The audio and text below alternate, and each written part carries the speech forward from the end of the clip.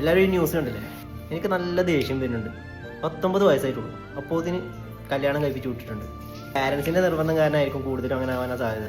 പിന്നെ പെണ്ണുങ്ങളും കണക്കന്നെ, ഇഷ്ടപ്പെടുന്നവരെ ഇഷ്ടപ്പെടാൻ ഇവിടെ ആരുമില്ല. പൊന്നു പോലെ നോക്കാന്നൊക്കെ പറഞ്ഞു കഴിഞ്ഞാൽ അവിടെ ക്രിഞ്ചാന്ന്.